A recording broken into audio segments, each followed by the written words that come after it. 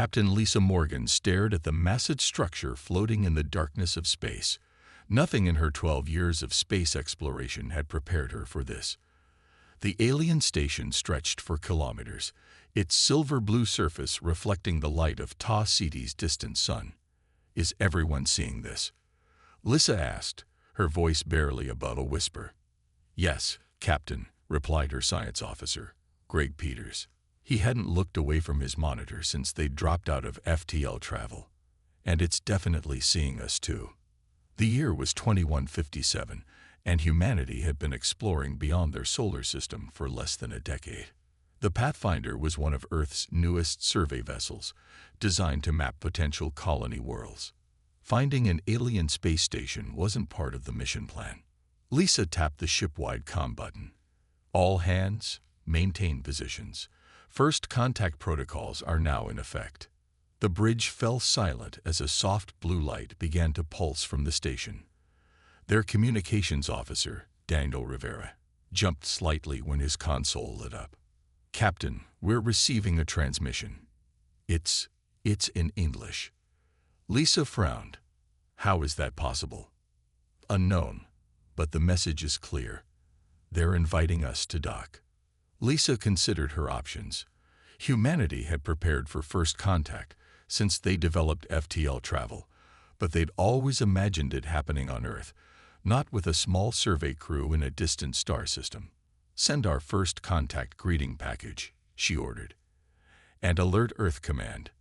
20 minutes later, Lisa led a small team through the docking tube. The artificial gravity felt slightly stronger than Earth's, and the air carried a faint smell of cinnamon. They were met by 3 aliens with slender bodies, smooth gray skin, and large dark eyes. The tallest one stepped forward. "Welcome, humans of Earth," it said in perfect, slightly mechanical English. "I am Sanvor, representative of the Galactic Senate. We have been observing your species for some time." Lisa followed her training, introducing herself and her crew with careful respect. The aliens led them through wide corridors to a meeting room with a large window overlooking space. "We must admit," said Sanvor, "we did not expect to encounter humans so far from your home system. Your development of faster-than-light travel was unexpected." "We've been exploring nearby star systems for 8 years now," Lisa explained.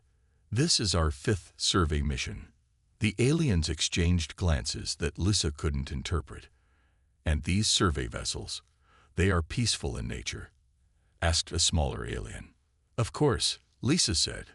"We're scientists and explorers." "Yet your vessel contains defensive weaponry," said Sanvor. Lisa nodded slowly. "Standard protection against space debris, and for emergencies. All Earth ships carry basic defenses." Another silent exchange between the aliens. "Captain Morgan, the Galactic Senate is a coalition of over 300 species that has maintained peace across this sector of the galaxy for more than 2,000 years. Lisa felt her heart race. 300 species. Humanity had debated for centuries whether alien life existed at all. "We would be honored to learn more about the Senate," she said carefully. Sanvor touched a panel, and a holographic display appeared, showing hundreds of worlds spinning around different suns. "Earth has been in our records for centuries," explained Sanvor. "But direct contact was delayed." "Why?" asked Greg, speaking for the first time. Sanvor hesitated. "Perhaps we should discuss this with your government representatives. The Senate would like to formally invite Earth to send diplomats to our central hub." Later, as they prepared to return to their ship, Lisa overheard 2 aliens speaking in hushed tones. "They have no idea," one whispered. "Their historical records. So much warfare. The Council will panic when they see the human military capabilities." The other replied, "A species this aggressive should never have reached the stars without guidance." Lisa pretended not to hear, but her mind raced. What had they discovered about humanity that troubled them so much? Back aboard the Pathfinder, Lisa composed her report to Earth Command. First contact had been made, but something felt wrong. The aliens seemed afraid, not of what humans might do, but of what humans were. "Set course for Earth," she ordered. Maximum speed. I think we need to prepare for these diplomatic talks very carefully. As the Pathfinder jumped to FTL, Lisa couldn't shake the feeling that humanity was about to face its greatest challenge yet, and it had nothing to do with technology or space travel, but with their own nature. Ambassador Jack Collins adjusted his tie for the third time as the shuttle approached the enormous space station. 6 weeks had passed since Captain Morgan's discovery, and Earth had scrambled to prepare for this moment. Nervous? Asked Susan Wright, his aide and cultural specialist. Terrified, Jack admitted. Humanity's first diplomatic mission to an alien government. If I mess this up, I'll be famous for all the wrong reasons. The Senate headquarters was even more impressive up close. The station was built in rings that rotated at different speeds, creating various gravity environments for different species. Their shuttle was directed to the Earth Standard Gravity Ring. Remember, Susan said, Captain Morgan reported they seemed afraid of us for some reason. Let's tread carefully. When they disembarked, they were greeted by a tall, insect-like being with iridescent wings. Welcome, Earth delegates. I am Ziv Kell, your orientation guide. Its voice came from a small translator device. The Senate is honored by your presence. The halls of the station were filled with aliens of all shapes and sizes. Some floated in bubbles of liquid, others walked on many legs, and a few seemed to be made of living crystal. Jack tried not to stare. Ziv Kell led them to their quarters, which had been designed to mimic Earth standards. Orientation begins in 3 hours, the alien said.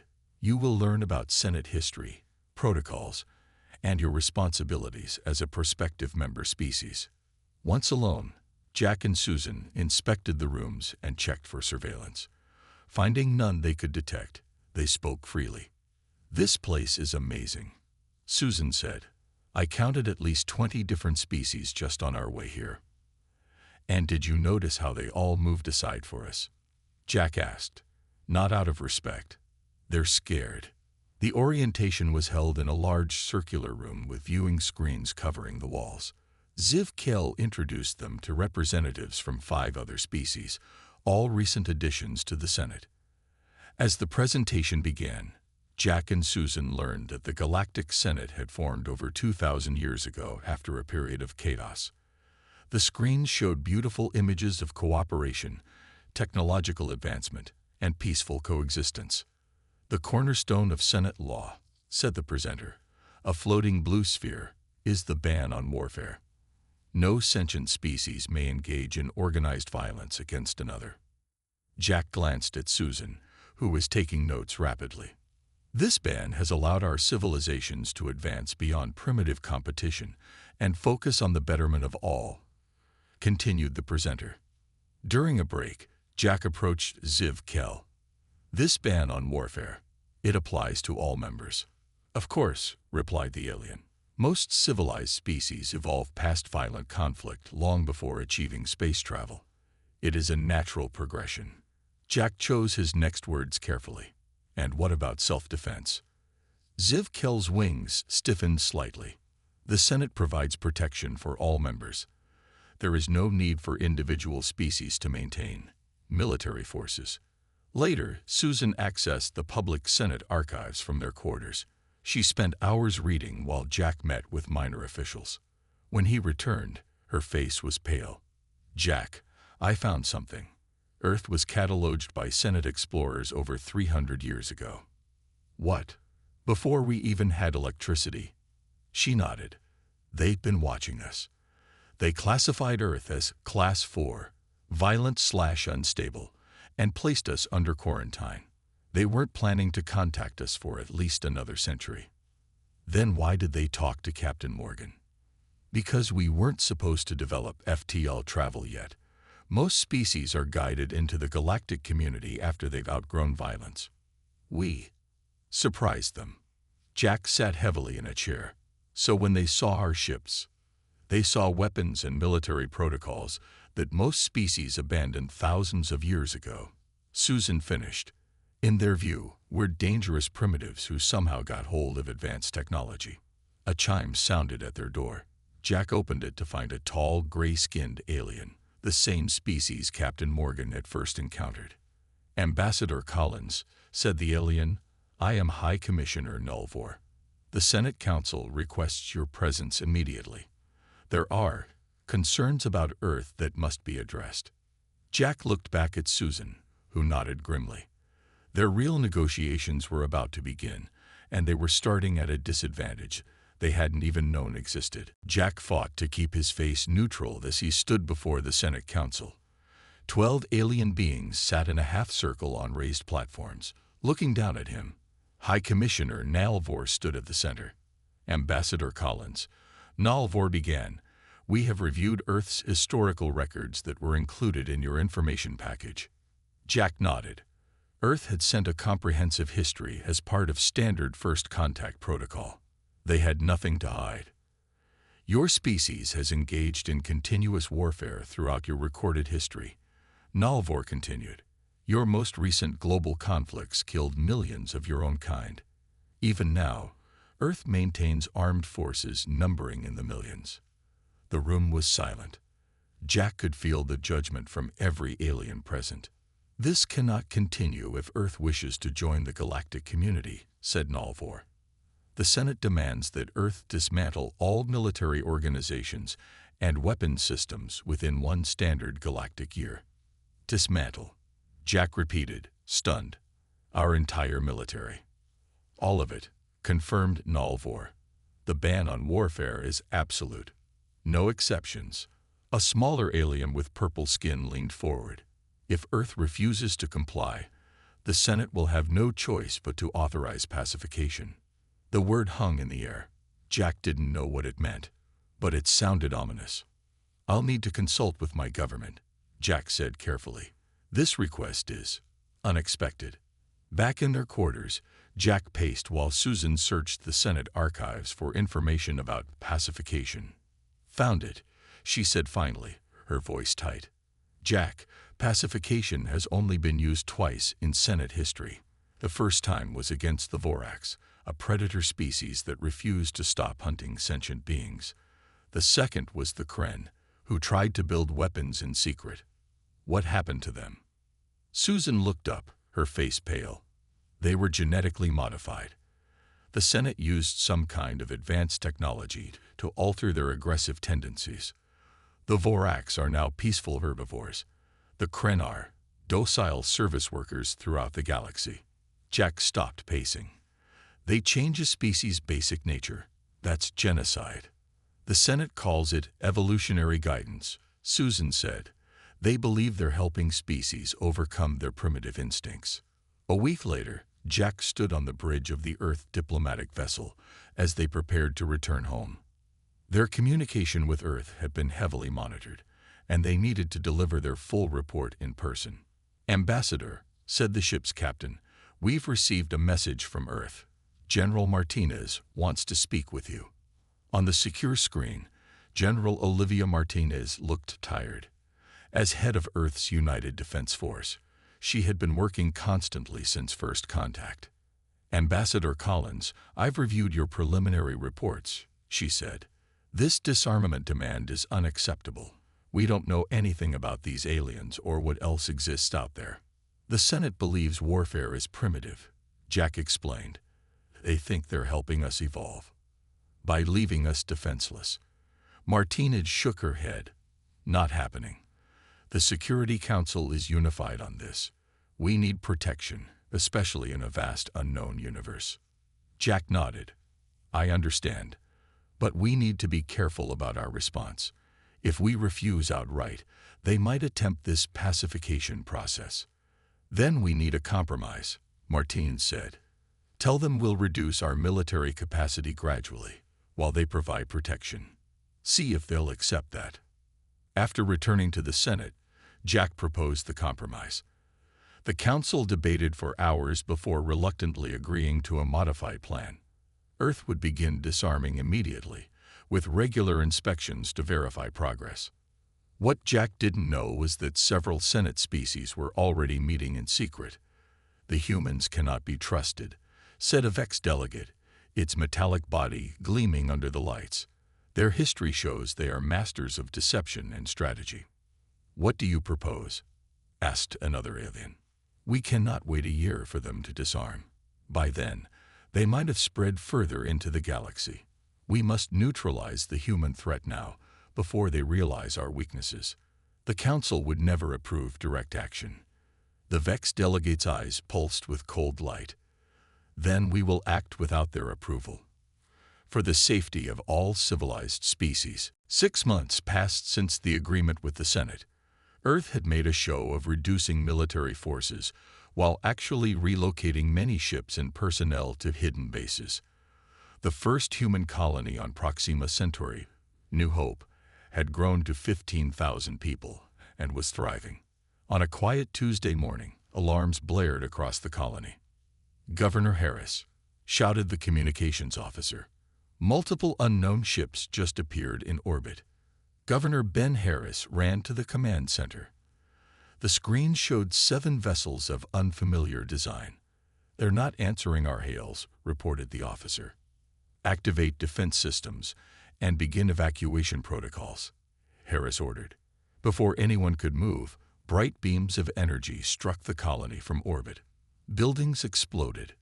The shield generators, still being installed, failed immediately. "Get everyone to the emergency bunkers," Harris yelled over the chaos.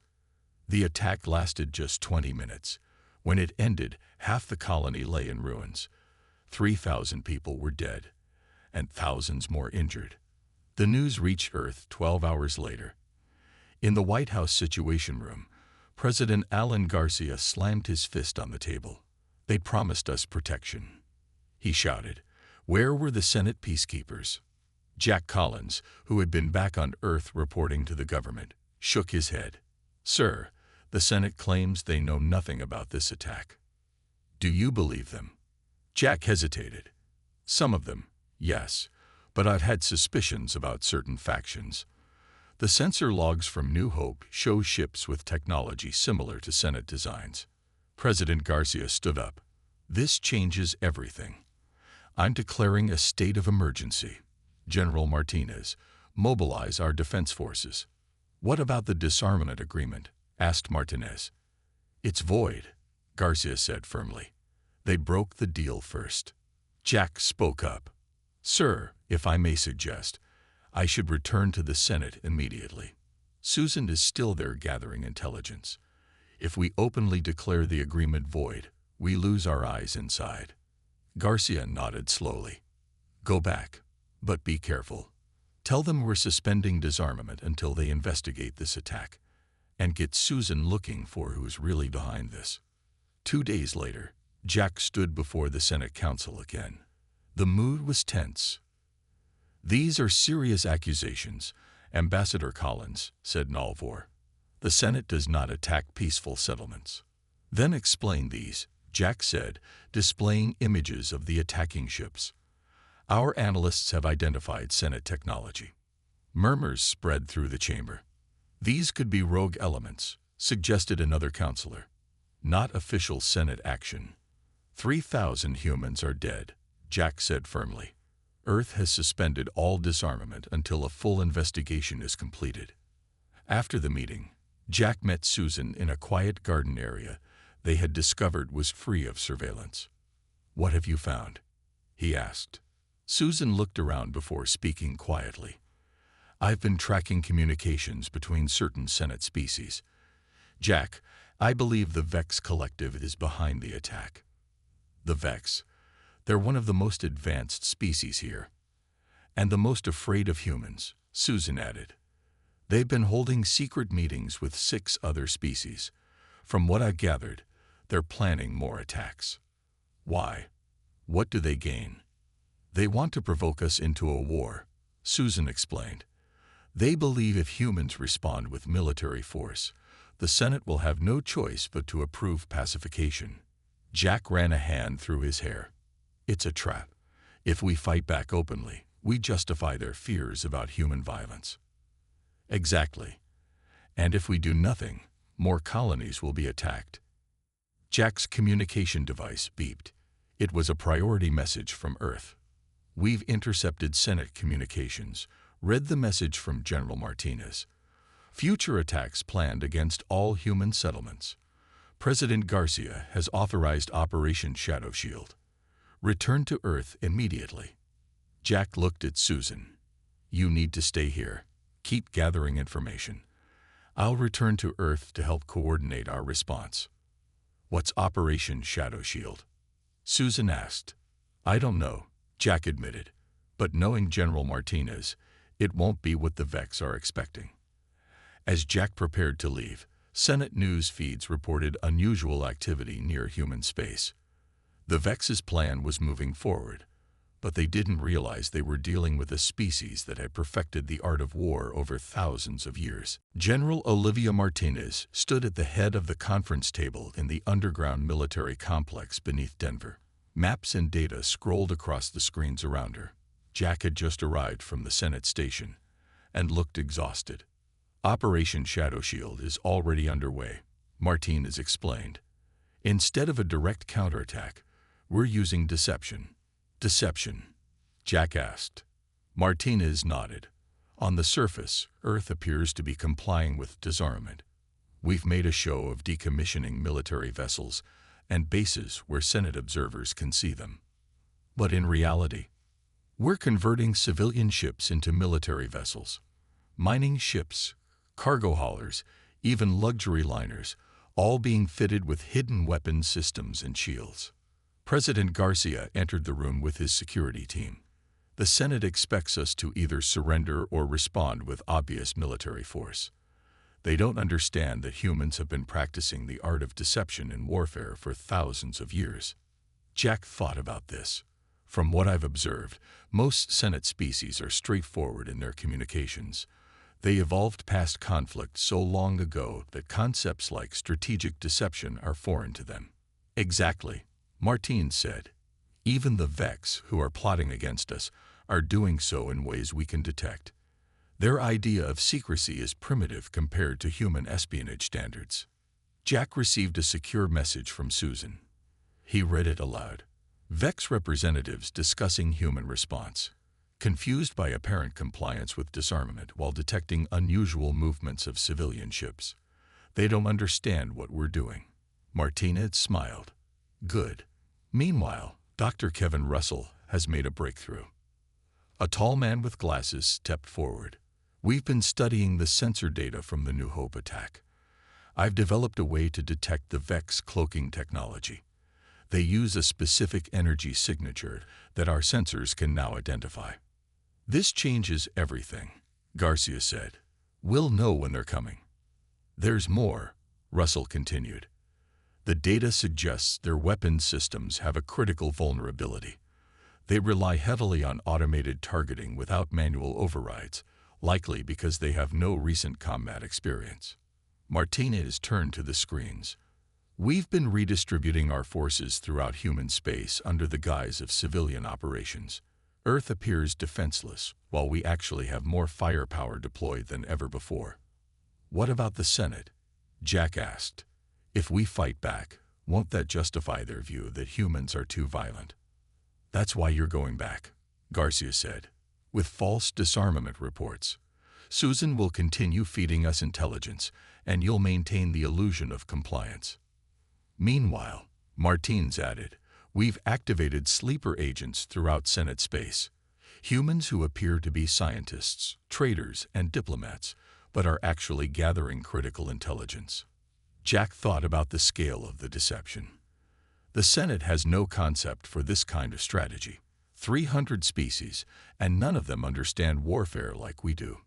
It's not something to be proud of, Garcia said quietly. Our violent history has cost us dearly. But now, ironically, it may save us.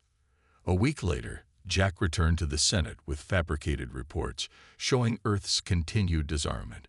Susan met him secretly. The Vex are growing impatient, she whispered.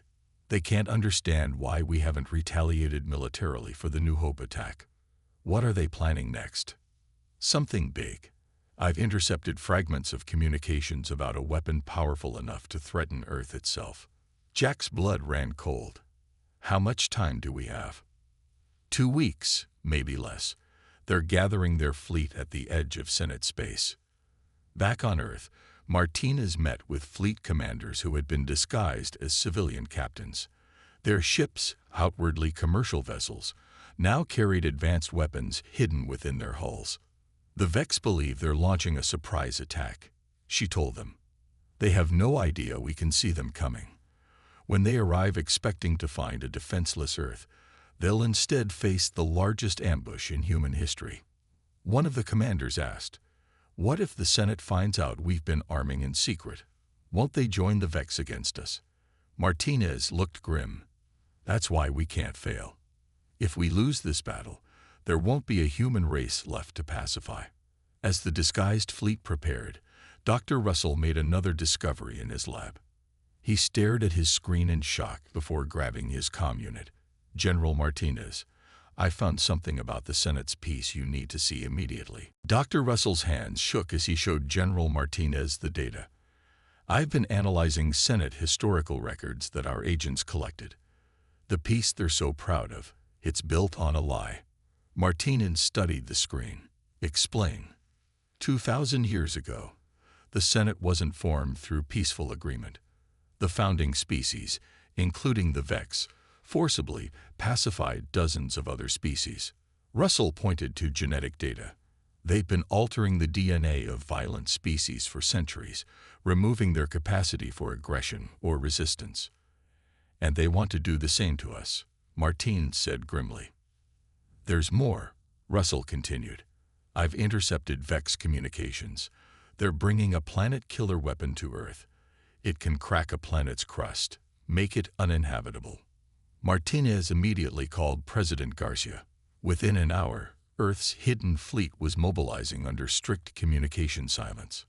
Meanwhile, at the Senate, Jack received an urgent message from Susan.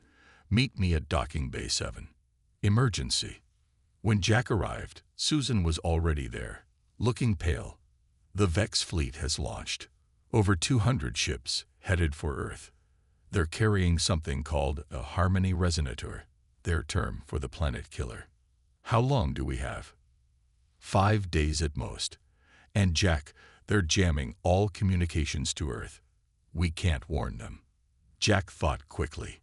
"We need to alert the full Senate. Most species don't know what the Vex are planning." "How?" "The Vex control access to the council chamber." "We don't need the council chamber," Jack said. "We need the assembly hall, where all Senate species have representatives." They hurried through the station, avoiding Vex security patrols. The assembly hall was hosting a cultural exhibition with representatives from nearly all Senate species present. Jack slipped Susan a data chip. "Get this to the main display system. I'll create a distraction." Jack walked confidently to the center of the hall and raised his voice. "Distinguished representatives of the Senate, I must speak on a matter of grave importance." Security officers moved toward him, but he continued loudly.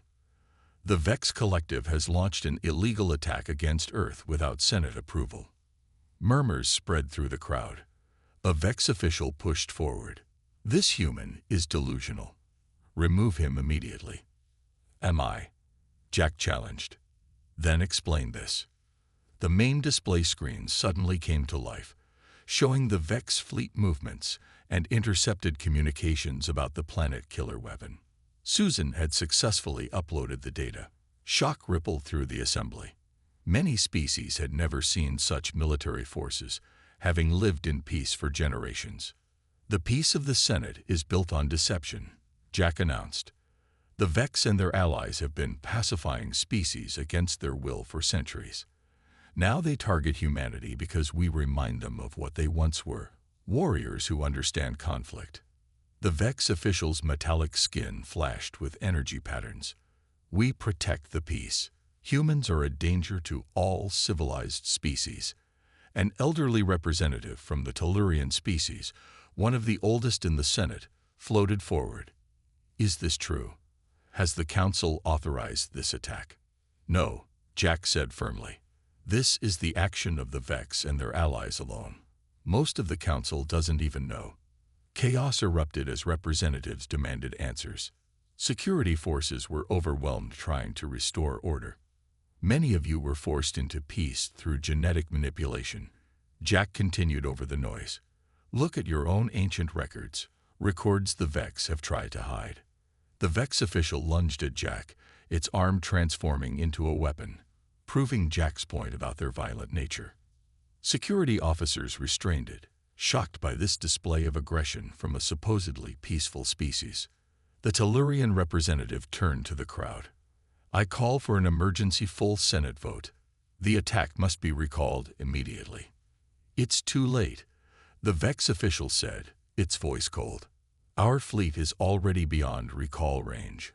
Earth will be pacified, and the Senate will thank us when it's done. Many representatives withdrew their support from the Vex position, but Jack knew it wouldn't stop the attack. He turned to Susan. We need to get back to Earth now. How? All official transports are blocked. Jack smiled grimly. We're not taking an official transport. An hour later, they boarded a small, unmarked ship piloted by one of Earth's undercover agents. As they raced toward Earth, Jack could only hope Martinez had enough time to prepare. Behind them, the Senate fractured along lines that hadn't existed for centuries. Those who believed in forced peace, and those who now questioned everything they'd been taught about their peaceful society. The Vex fleet emerged from faster-than-light travel at the edge of the solar system. 200 ships arranged in perfect formation, their silver hulls gleaming in the distant sunlight. At the center of the formation was a massive vessel carrying the Harmony Resonator. The Vex commander, a being more machine than organic, observed the sensor readings with satisfaction. According to their intelligence, Earth had continued its disarmament process. They expected minimal resistance, perhaps a few outdated defense satellites, and a handful of military vessels. Scans show no significant defense fleet, reported a subordinate. Earth appears unaware of our arrival. As expected, the commander said, these humans do not understand true strategy. Begin approach to weapons range. The fleet moved forward, completely unaware they were being watched. In a hidden command center beneath the lunar surface, General Martinez tracked the Vex fleet on her displays. Around her, human officers coordinated Earth's disguised fleet. Over 300 converted vessels hiding behind asteroids, moons, and in Earth's orbital debris fields. They've taken the bait, Martinez said. They think we're defenseless. Jack and Susan had arrived just hours earlier, bringing crucial information about Vex tactics and technology. Dr. Russell had integrated this knowledge into their battle plan. The Vex have no experience with actual combat, Jack explained. Their targeting systems are advanced but inflexible. They've never needed to adapt to an enemy's tactics. Martinez nodded. Then we'll give them something they've never seen before. She pressed her comm unit. All ships, Operation Shadow Shield is now active. Execute Plan Delta. Across the solar system, disguised human vessels powered up hidden weapons systems. Mining ships revealed missile launchers. Passenger liners activated energy shields. Cargo haulers opened to release swarms of fighter craft. The Vex fleet continued its approach, still detecting nothing unusual. Then suddenly, their sensors lit up with hundreds of new contacts appearing from nowhere. Impossible, the Vex commander exclaimed. Where did they come from? Before they could react, the human fleet launched its first attack. But instead of directly engaging the Vex ships, they targeted the space around them with electromagnetic pulses and sensor jamming devices. What are they doing? The Vex commander demanded as their screens filled with static. These aren't weapons. The Vex had expected traditional combat, ships firing at ships. Instead, the humans attacked their ability to see and communicate. Confusion spread through the Vex fleet as ships lost contact with each other. On the Lunar Command Center, Martinez watched the first phase succeed. Now for Phase 2.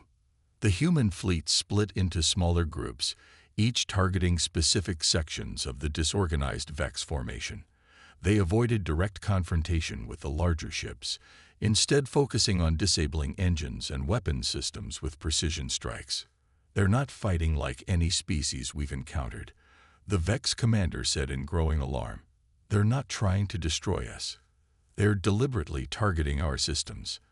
In the heart of the battle, Captain Lisa Morgan, now commanding the converted cruise ship Defender, led a strike team toward the vessel carrying the Harmony Resonator. "Remember," she told her crew, "we need to disable, not destroy. That weapon could detonate if we hit it directly." The Defender approached from below, using the larger Vex ships as cover. When they reached the weapon carrier, they deployed specialized boarding craft, another concept foreign to the Vex, who had no experience with soldiers entering enemy vessels. As humans in combat suits cut through the hull of the Vex ship, the commander finally realized their mistake. "They're boarding us. How can they even conceive of such a tactic?" The answer was simple. Human history was filled with such tactics, from ancient naval warfare to modern space combat training. What seemed unthinkable to the Vex was standard procedure for humans. The battle raged for 3 days. The Vex, despite their technological advantages, couldn't adapt to human tactics fast enough. Their perfect formations became a weakness as humans systematically isolated and disabled ship after ship. Several Senate vessels arrived to observe the battle, having followed Jack and Susan from the Senate station. Their representatives watched in stunned silence as humans demonstrated warfare techniques that had been forgotten for millennia in the galaxy. By the 3rd day, the Vex fleet was in retreat. The Harmony Resonator had been captured intact, and over half their ships disabled without being destroyed. The humans had shown remarkable restraint, focusing on neutralizing the threat rather than annihilation. As the Senate observers departed to report what they had witnessed, Jack turned to Martinez. "What happens now? The Senate will never see us the same way again." Martinez looked out at the stars. "Now we show them something they might understand even less than warfare." "What's that?" Susan asked. "Mercy," Martinez replied. 2 weeks after the battle, Jack Collins stood once more before the full Senate assembly.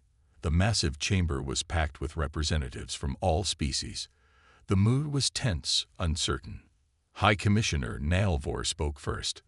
"The Senate has convened to address the human situation.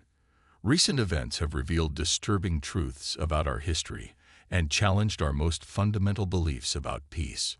Jack stepped forward. His voice was calm but carried throughout the chamber. "For thousands of years, the Senate has maintained peace by forgetting war. Humanity remembers war. We know its cost because we have paid it countless times." Murmurs spread through the assembly. Jack continued, "But there is something else humans understand that the Senate has forgotten: the difference between peace and safety." The Vex representatives sat in a separate section, their status diminished after their unauthorized attack. Their leader spoke up. "Humans defeated our fleet through violence.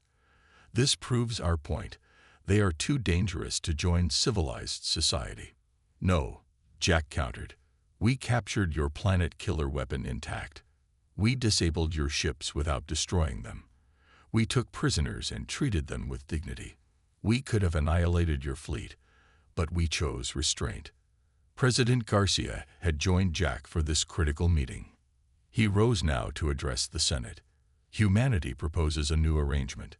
We will serve as peacekeepers for the galaxy." Shocked whispers filled the chamber. Nalvor leaned forward. "Peacekeepers? What does this mean?"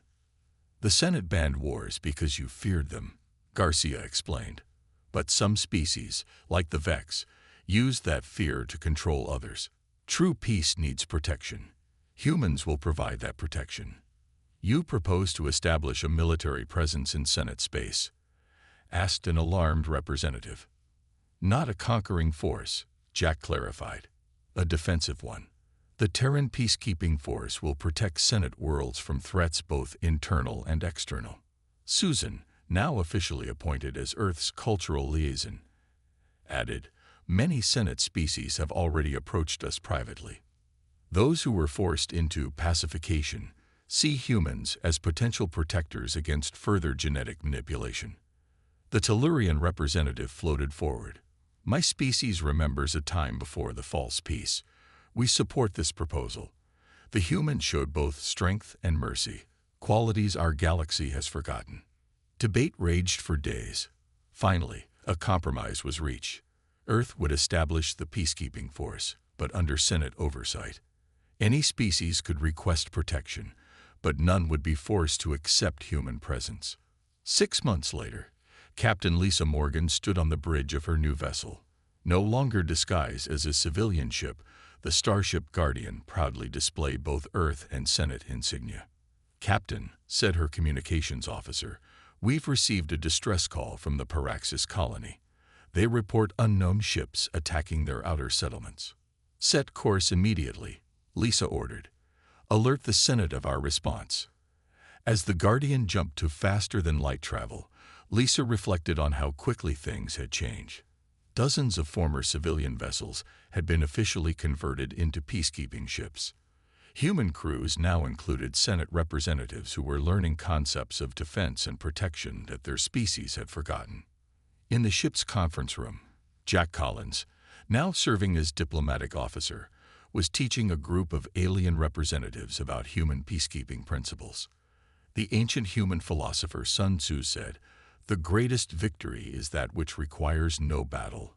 Jack explained, "We don't seek war, but we stand ready to defend those who cannot defend themselves."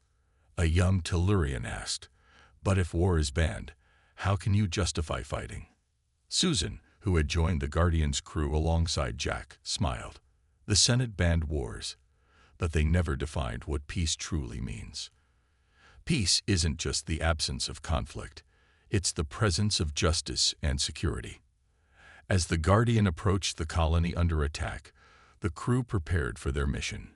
Sensors indicated the unknown aggressors were not from any known Senate species. Something new had emerged from beyond explored space. Lisa gave orders to her diverse crew, humans working alongside beings from a dozen Senate worlds. They moved with purpose, their actions guided by something the Senate had lost: the understanding that sometimes peace must be defended. "All stations ready," reported her first officer.